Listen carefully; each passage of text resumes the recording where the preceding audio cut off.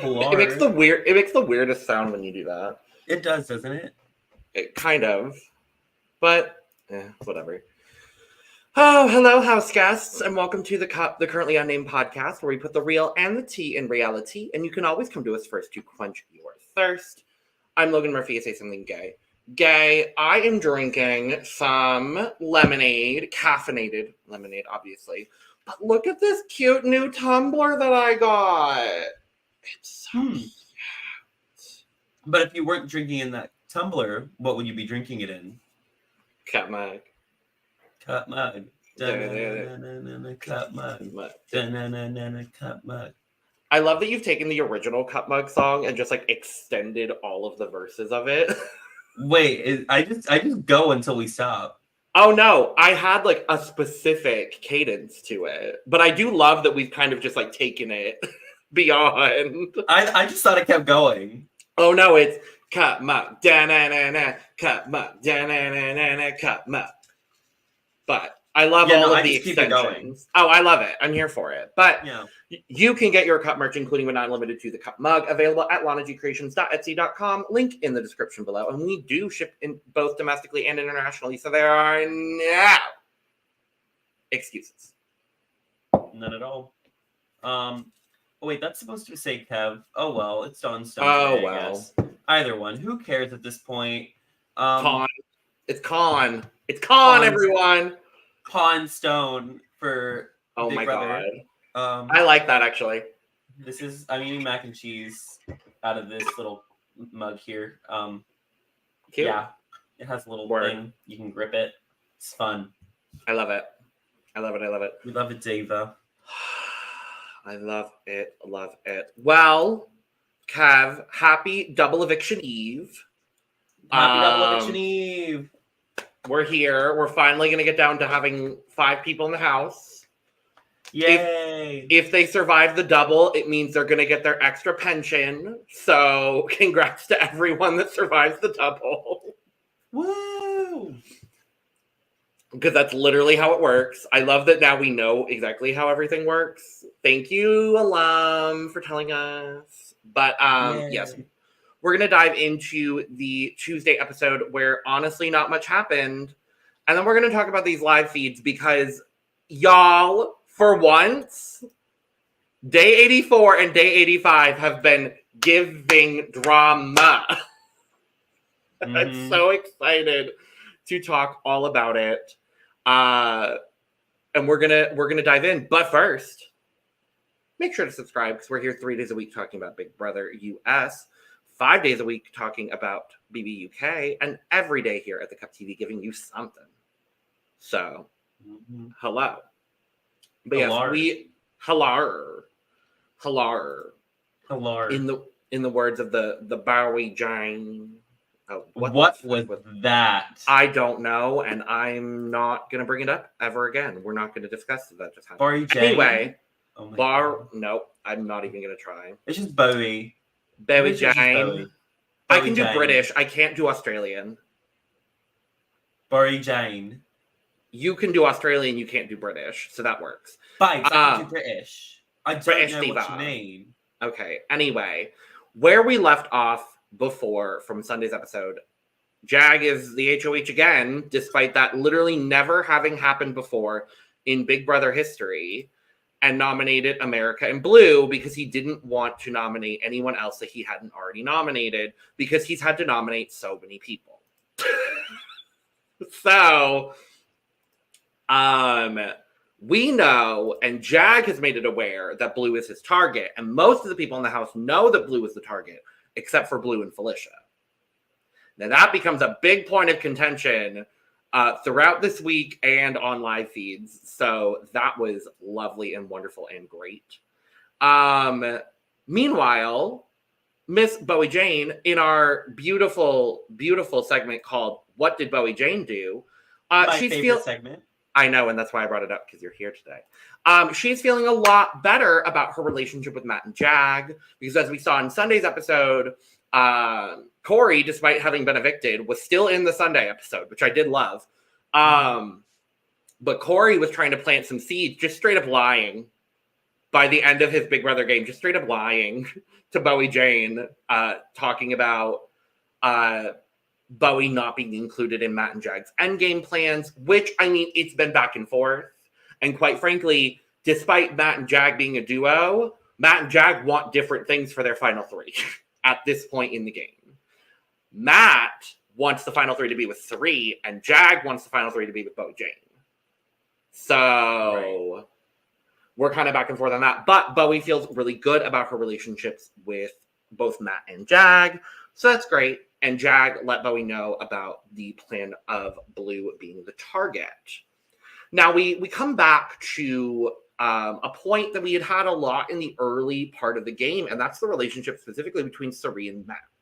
Because that also comes up a lot in this episode as well as this week. Because Matt had to put a lot of work in with Jag because Cirie and Matt are talking. They're still trying to get Cirie and Felicia to the final four. Right now, that is their plan. Even though Jag still wants Bowie Jane to make it further. So it's like,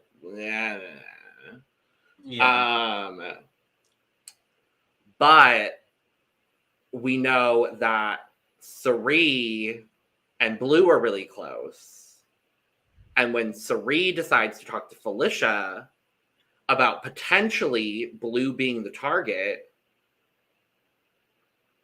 Cirie is just saying, oh, it's weird that Blue is on the block. And they might Felicia end up trying to take her. No, Felicia doesn't know. No, Felicia knows how to read Cirie, is what I was trying to say there. No, she doesn't. Well, she did because she knew exactly what she was trying to say. No, honey, she took it the wrong way. Cirie is that Blue. Cirie is trying to tell Felicia that Felicia is the target, or that Blue is the target.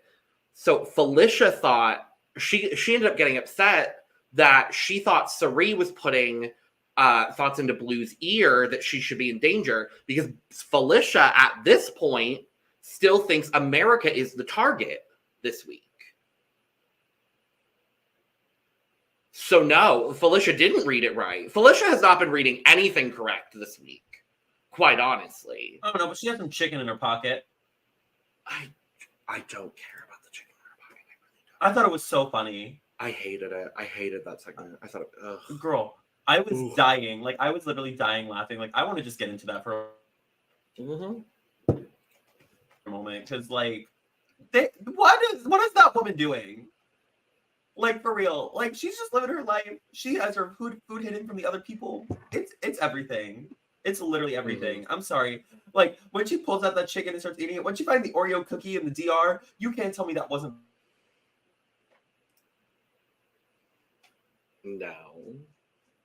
No, absolutely not. Oh no. Well, anyway, Hello? Are you back? Did you die? I died. Like you started talking about Felicia's pocket food and your Wi-Fi fucked up. So we're gonna move on. That's the universe telling you not to talk about it. Why not? Okay, keep going on about it. It's funny. You go for it. You weren't laughing when Felicia pulled out. I wasn't in the DR. Why? I wasn't. What I was laughing at someone making the edit on Twitter of Felicia pulling Cirie's veto chip out of her pocket, being like, "That's where Cirie's veto chip was all season." Also, but pulling the baked potato out in front of, I think it was America. Like, I got a baked potato in my pocket. She's like, no, you don't. And then she fully just plops it on the table. Like, that's comedy gold. Well, Felicia read the whole situation with Cirie wrong, because again, she still thinks at this point America is the target for the week. So the first time she was able to go talk to Jag, she did, to let him know that Cirie is telling Blue that she's actually the target this week, which we know is not the case. Felicia believes that that's the case. Jag knows that Blue's the target. So now Jag is like, well, maybe I should put up Cirie. It's not going to happen. But, like, maybe I should put up Sari. And then we got my favorite moment of the episode, which is the fact that they finally got a barbecue. Thank you. You have an Australian in the house for 80 some odd days. Thank you for finally providing a Barbie. Thank you. I appreciated that. And what I appreciated more is I may not like Matt or Jag as competitors in Big Brother, and some of the things they both are saying might not be great, but I'm going to be honest, the objectification of both of those men in this episode, I was here for it. Yes. And we saw this whole thing go down on feeds, and I watched probably 2 hours of Matt and Jag shirtless with just aprons on, barbecuing. It was great. I loved it. I loved it. Because even though they might be shit people and aren't great Big Brother players, objectively, they're nice to look at. So, especially Matt this week. Ooh, baby, no. I need Matt gone yesterday. I need Matt gone 30 days ago. I need Matt gone. Right. Ugh. But let's talk about the veto. So we do get the veto player pick.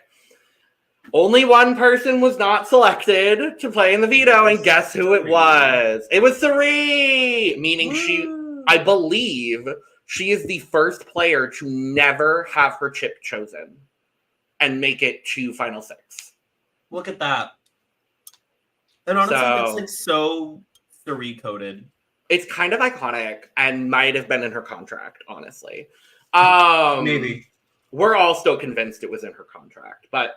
What if there was like a trap door with like gloves on it? So like when they saw that they were like going to be reaching back in, they just popped it back in there.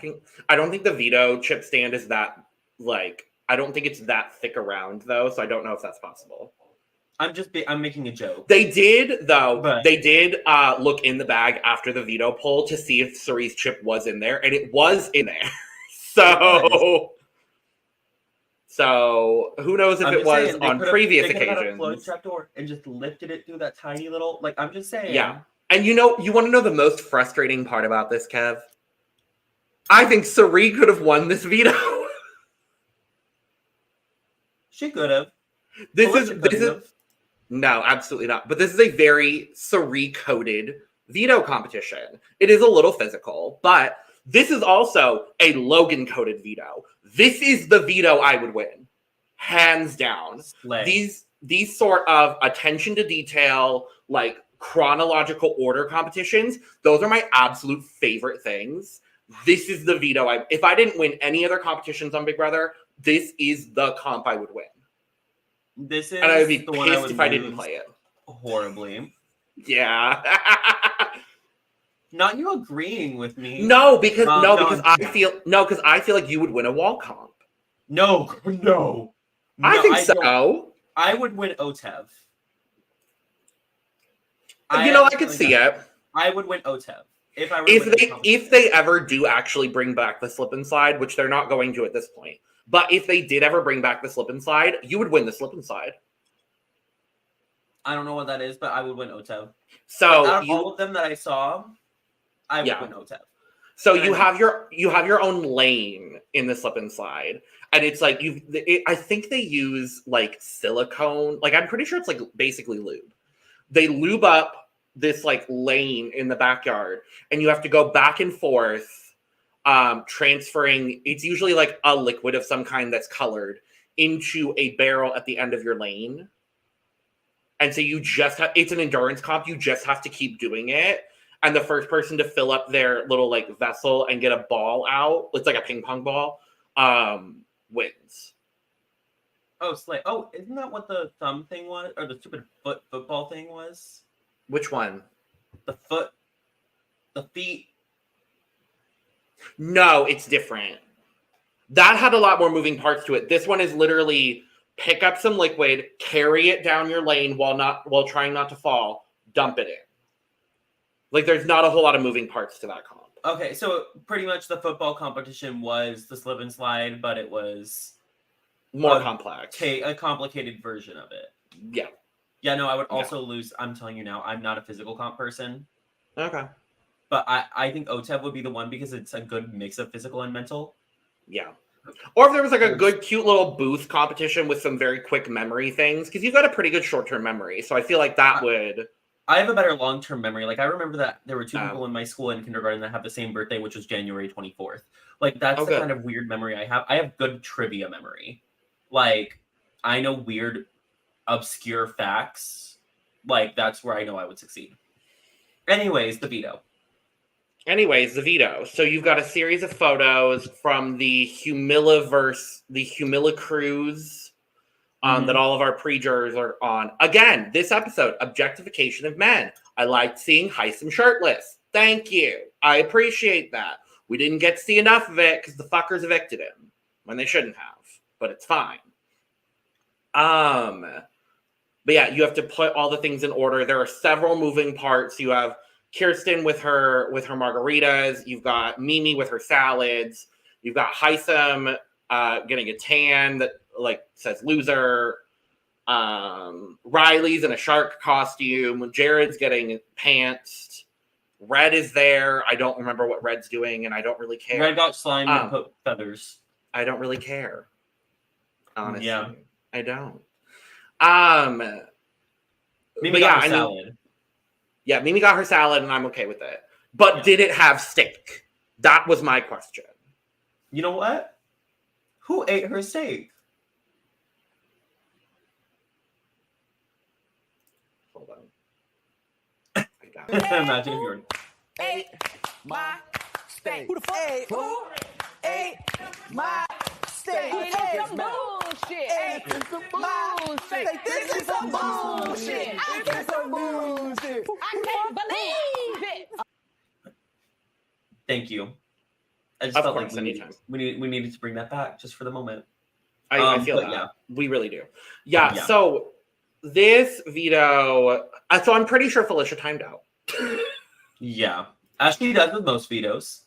Yeah, unfortunately. So Bowie came in third, Blue came in second, and with a pretty dominant win. Guess what? Jag won a veto again.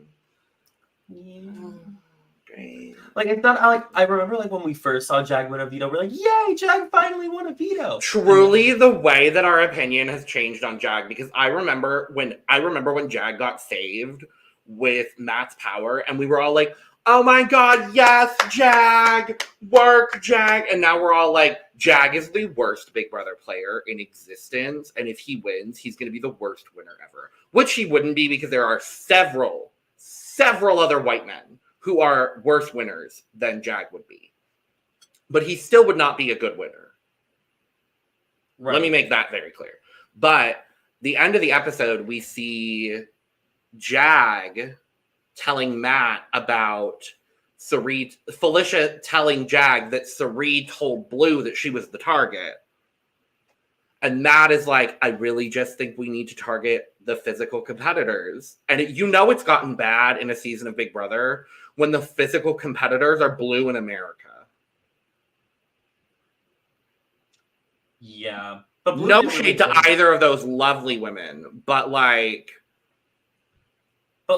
Blue did do a really good job this episode. Blue and America have both been very consistent in competitions. Yeah. So, I get it. And they're performing better overall than Bowie, Cirie, and Felicia. So, despite having less, between the two of them, despite having less comp wins than the other three. But, it is what it is. Right. And we see the veto ceremony finally on a Tuesday episode. Thank you. Because guess what? Jag didn't use a veto. So. Yep. America and Blue remain on the block. One of them will be evicted first in the double eviction tomorrow. We know who it is, and we're going to talk about who that is very shortly. But first, we're going to give our live feed disclaimer. So if you don't want to hear anything that's been happening on these live feeds, thank you for joining us. We will be back Friday at around 6 Eastern to talk about the double eviction. All those lovely, wonderful things and stuff and things. So if you don't want live feeds, goodbye. Bye-bye. Bye-bye now. Bye-bye. Okay, these live feeds are fucking crazy. These lives, y'all. These lives. God. So, here's where we're at. Obviously, we know America and Blue are on the block. Blue will be evicted first tomorrow. It looked like it was going to be a unanimous vote. And then, over the last couple of days, there was a plan concocted to split the vote 2-2 and make Jag show his true colors. Because everyone is blindsiding Blue. Blue at this point still believes that she is the pawn and that America is going home tomorrow first in the double. Every other person in the house is blindsiding Blue tomorrow. And the plan was to split the vote so that way Jag had to show his cards and evict Blue. Felicia ended up telling Jag that the plan was to split the vote, and Jag got on board with the plan. He thought it was a lovely plan. He thought it was a great plan. He thought it was absolutely scrumptious and lovely. A split vote. For what fucking reason? A split vote on Big Brother 25. I could not believe it. But like, okay, here's my thing. Is Jag a good competitor in competitions? Absolutely. Does he have one of the most abysmal social games I've ever seen on Big Brother? Yes. Because why in this case would you want a split vote? So that way you have to piss off Blue on her way out. So that probably if you make final two, she's not going to vote for you. Because you blindsided her. That is poor. You're blindsiding Sari like this? I think Sari would get it.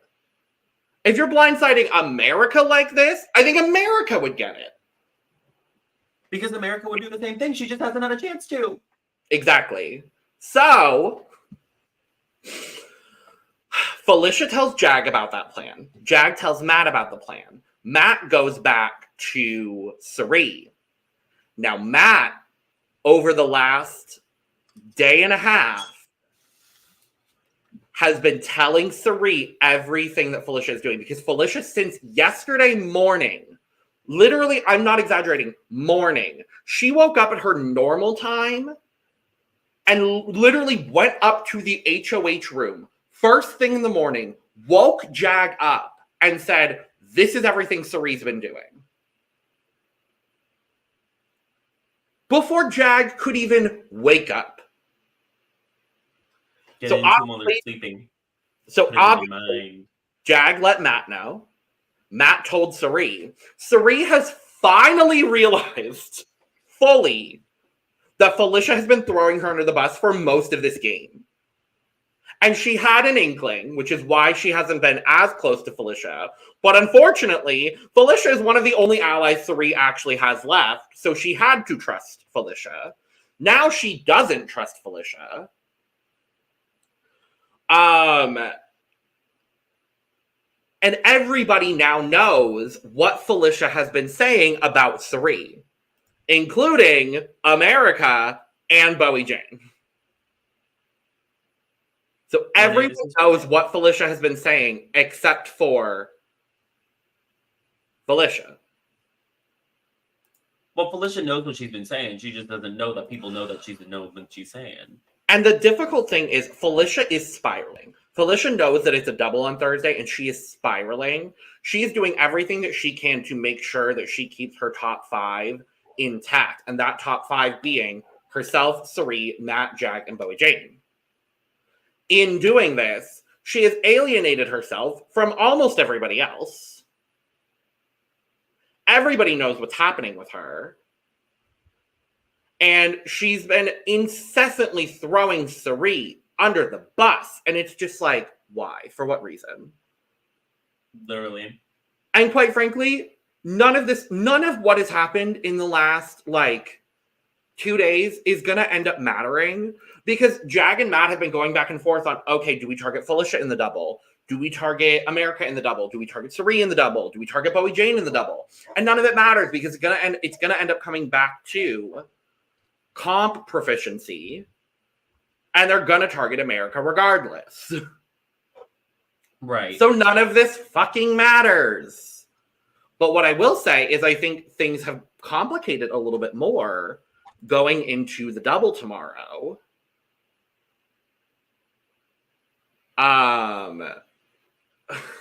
Okay. It's just, oh God. If Matt and Jag are split on where to go with their stuff. Matt has been telling Cirie that he finally realized, oh, maybe I should take a shot at Jag. But is only willing to do it at 4. Cirie has told Felicia this. Felicia went back to Jag and told Jag that Matt and Cirie are trying to target him either at the double or at 5, which is not true because he said at 4. So it's a half-truth. Jag then goes to Matt last night and goes, so I heard from Felicia that you are trying to target me you and Cirie are trying to target me. And Matt goes, absolutely not. No, what do you mean? And Jag still believes that this is the doing of Cirie. Jag thinks that Cirie is putting things in Felicia's head, when in reality, it's Felicia throwing Cirie under the bus. And so at this point, Jag wants to take out Cirie, and Matt wants to take out Felicia. And nobody's talking about Bowie Jane. Or America, quite honestly. Yeah. But none of this matters, Kev, because they're just going to go back to targeting America because she can win comps. I hate this house. I'm so fucking over this season. I hate it here. I'm so glad I'm a casual viewer and this is my first season because I'm enjoying myself.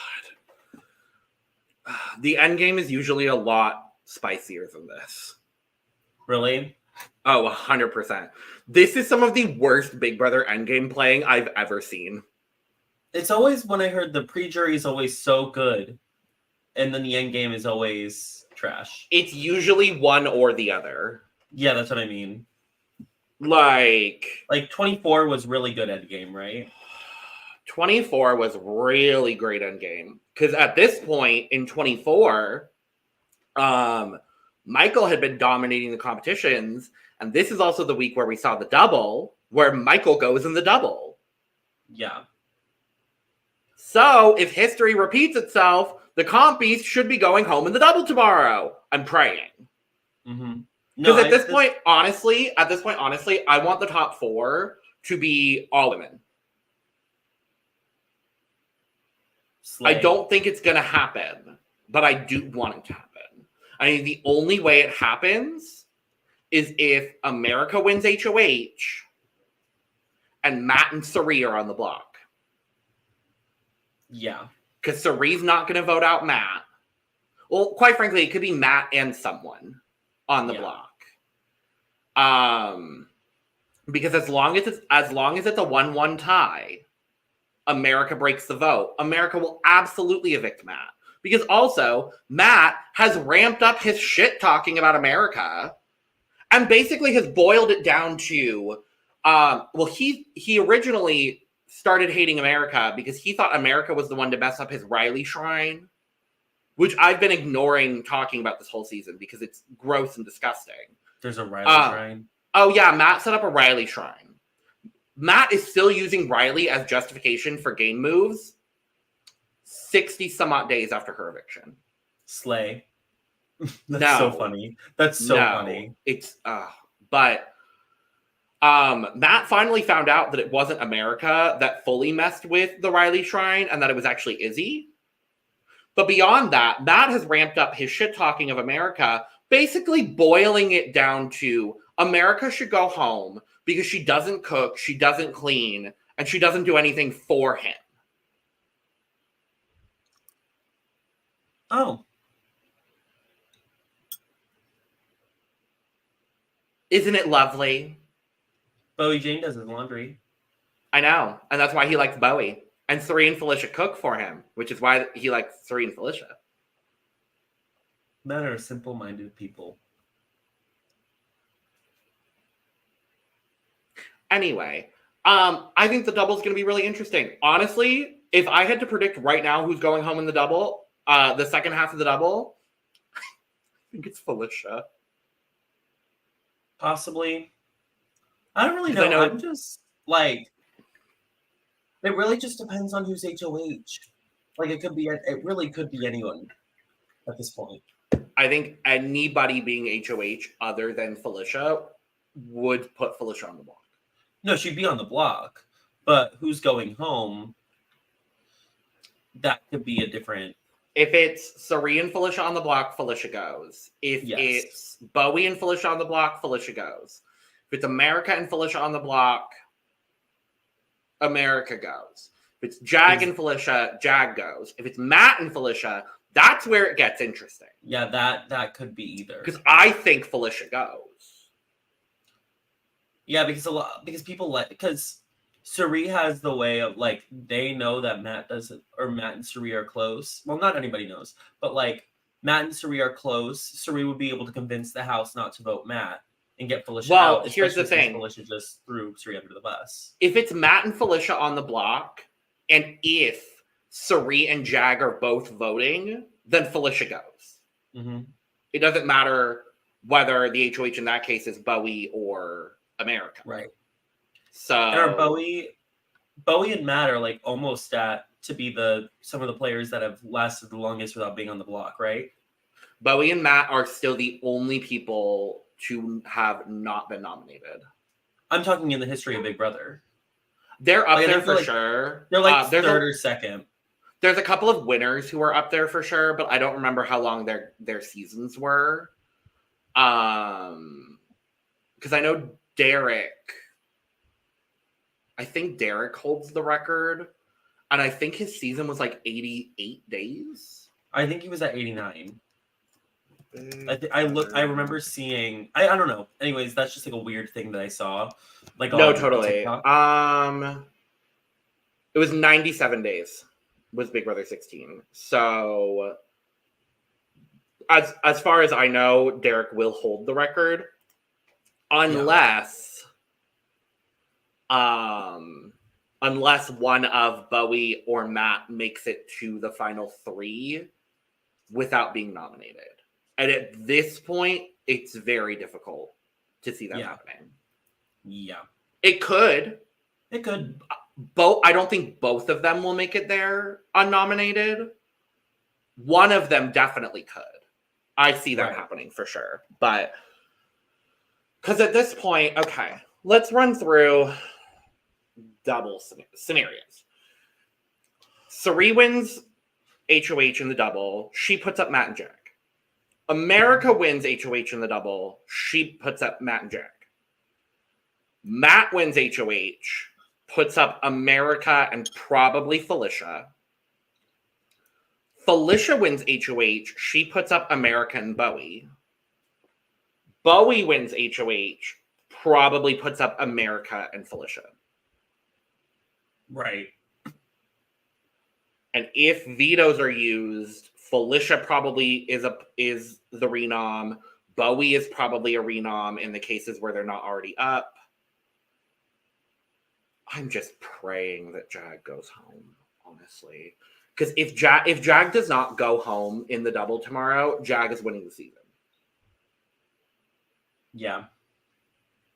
And if Jag goes home in the double, I think Suri wins this season. Right. Unless they take her out at 5. I think they possibly could take her out at 5, depending on who gets. Like, if somehow Bowie gets HOH again, Suri could be gone. Like, it would be Suri and Felicia on the block again. And the veto would not be used. It's interesting as well because America has also said that if it comes down to her and Suri in a tiebreaker in the double HOH, she will throw it to Suri so she can play in the final 5 HOH. which I think is incredibly. America. No. That is the smartest thing America could do. Cerie's not putting up America. There's no universe Cerie puts up America. Cerie puts up Matt and Jag, and if the veto is used, Cerie puts up Bowie. Right. I'm just tired of Cerie. Personally, still. Like, why? Because she's just like, they should have gotten her out so much earlier, and she's playing too well. Okay, that's not her. Okay. Like I'm just tired of Cerie being there because I don't want a predictable win. Cerie winning is not a predictable win given the way this season has gone down. Yeah, but I'm talking in terms of like, they know she's a good game player, that jury could possibly vote for her. Like, jury will likely vote for her because she's played a good game. Yeah, I know, that's what I'm saying, but I don't know. I'm just really tired of seeing Cerie, like, because it's like they're always talking about, oh, she's a Survivor legend, and she's done the same strategy all 4 times from what I've heard. And good for her for that it's worked. But I'm like, but it just makes me feel like, okay, we got the outcome that we all expected from day one when we saw Cerie in the house. Okay. That's just me, and seeing every single person that's won a Drag Race season, dominated competition this year win. And I'm just like, I'm really just, you know, not that I don't like Cerie. I think she's great. Like, I think she's a good person. I don't know. I'm just really tired of seeing her on my screen. Because it's interesting that you relate it to Drag Race specifically, because I know you didn't have those opinions when Sasha Colby was dominating. So I just find that interesting. But I just chose Sasha Colby because I knew she was going to win, if you're talking about the draft. No, I'm not talking about that. I'm talking about how you just said when people are dominating and it's a dominating win. Well, yeah. I just said I've seen it so much this year that I'm tired of seeing it. Okay. Sasha Colby was the first. Games. Anyways, that, like, they are different games, whatever. I don't know. This is just how my mind is working. I'm tired. Okay. You're good. But that's about all. This house is wild and stupid and crazy. And we'll be back Friday to talk about all the double things, double, toil, and trouble. In the meantime, make sure to subscribe because we're here. We're talking Big Brother. And make sure to hit all the links in the description below, including but not limited to our merch link, where you can get your own merch. Subscribe, share, follow, all the things. And with that being said, cheers. Cheers. From way outside the Big Brother house, we've been the Cup. Love, your fuck ass Bob. Good night, house guests. What's your name?